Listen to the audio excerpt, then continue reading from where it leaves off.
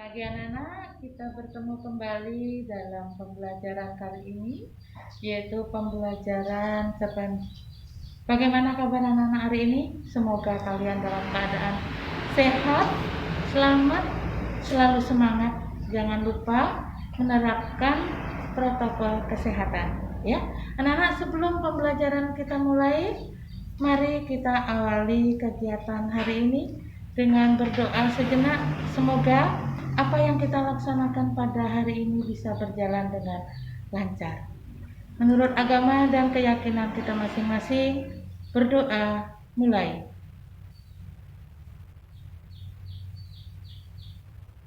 Cukup. Nah anak-anak, kita akan mulai pembelajaran kita, yaitu tentang pembelajaran KD cerpen. Ya anak-anak.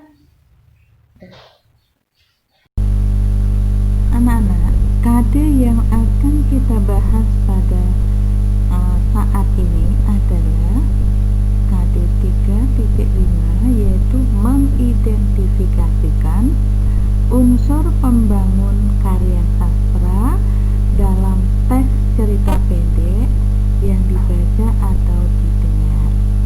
Ya. Terus tujuan pembelajarannya adalah setelah kegiatan kamu menyaksikan video pembelajaran, diharapkan siswa mampu memahami unsur intrinsik cerpen. Dalam hal ini, pertemuan ini adalah unsur intrinsik menentukan tokoh dan latar cerpen yang dibaca. Kita memiliki sikap percaya diri, teliti, dan selalu bersyukur kepada Tuhan Yang Maha Esa. Itu anak-anak, tujuan dan KD yang akan kita bahas pada saat ini. Anak-anak, pada pertemuan yang lalu kita telah membicarakan tentang definisi daripada cerpen. Apa itu cerpen? Ciri-ciri cerpen. Nah, sekarang kita akan membicarakan tentang unsur intrinsik dari cerpen. Ya. Yang termasuk unsur intrinsik cerpen adalah penokohan. Nanti kita akan membahas penokohan itu yang bagaimana, kemudian latar atau setting,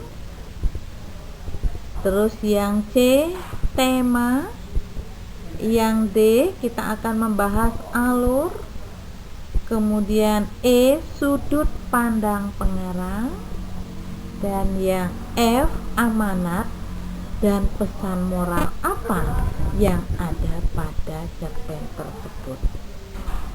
Anak-anak, pada dasarnya pembicaraan unsur intrinsik cerpen ini yaitu sama pembicaraan kita dengan dongeng waktu di kelas 7 atau cerita rakyat.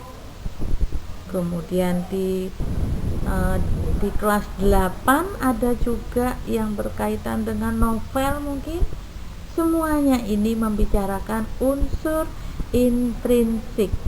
Sehingga di sini bukan ilmu yang baru yang harus diterapkan, tetapi yang sudah kita laksanakan, cuma jenisnya yang berbeda. Ya, anak-anak, untuk pertemuan kali ini kita akan membicarakan tentang penokohan. Nah, seperti kita ketahui bahwa penokohan itu adalah pemberian sifat pada tokoh atau pelaku dalam sebuah cerita. Bagaimana kita menentukan sifatnya pelaku dalam cerita tersebut? Sifat yang telah diberikan dapat tercermin dalam pikiran, ucapan, atau pandangan tokoh terhadap situasi tertentu. Jadi, sikap bisa dicerminkan dalam bagaimana dia cara berpikirnya. Kita memberikan watak tokohnya itu misalnya tentang orang yang kreatif. Bagaimana cara berpikirnya? Bisa kita menentukan dari itu bagaimana cara ucapannya. Ya. Ucapannya bagaimana? Atau cara pandang tokoh terhadap sesuatu hal. Misalnya ada bencana. Wah, kalau bencana seperti ini kita hendaknya seperti ini gitu misalnya kan. Itu namanya cara pandang tokoh terhadap suatu hal. Nah, anak-anak, jadi dalam penokohan itu dijelaskan sekali lagi bagaimana kita memberikan sifat atau watak daripada tokoh atau pelaku dalam sebuah cerita. Anak-anak, untuk memberikan bagaimana watak tokoh atau penokohan ini ada dua metode yang akan kita bicarakan, akan kita sampaikan pada saat ini. Yang pertama adalah metode analitik. Metode analitik itu adalah suatu metode penokohan dengan cara memaparkan atau menyebutkan sifat tokoh secara langsung. Jadi metode analitik ini sama dengan metode langsung.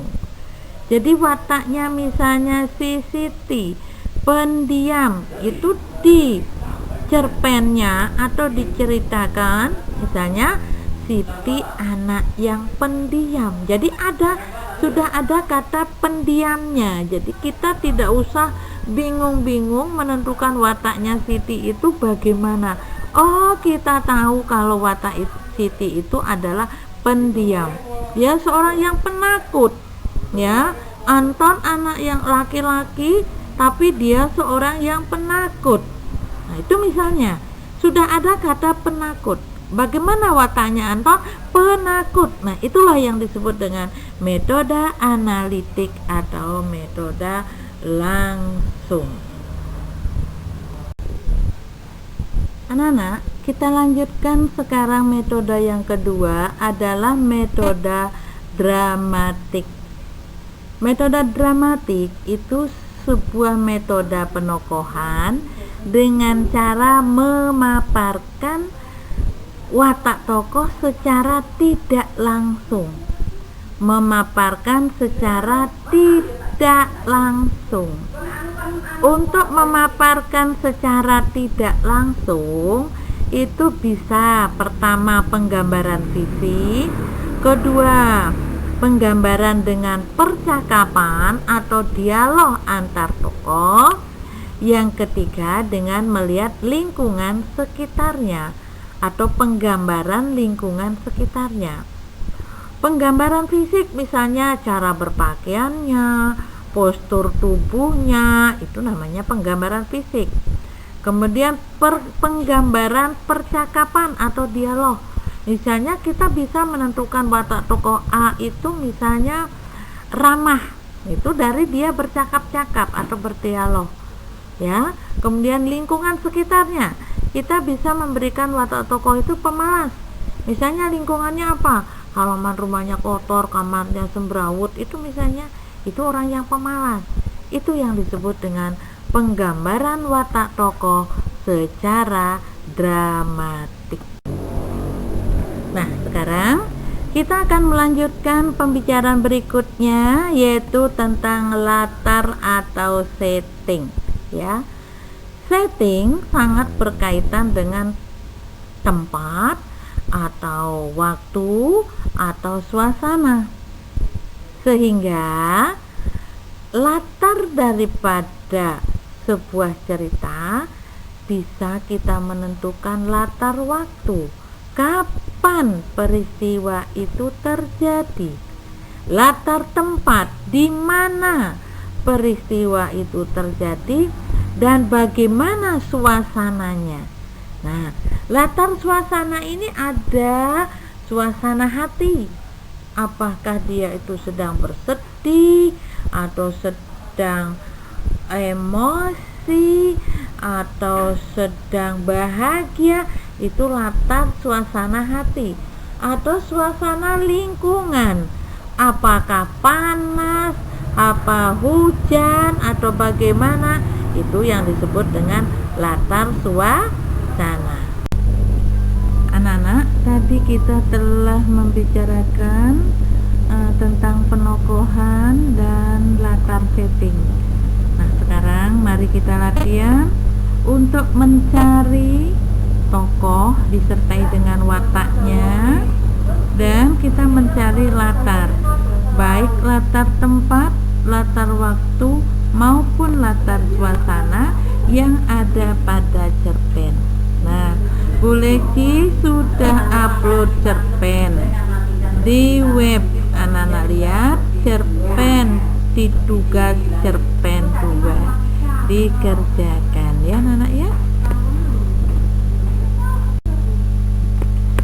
Anak-anak, untuk pertemuan kita yang akan datang, kita masih membicarakan unsur intrinsik cerpen. Adapun yang akan kita bahas di pertemuan yang akan datang adalah alur dan tema. Silahkan anak-anak persiapkan diri untuk mempelajari materi alur dan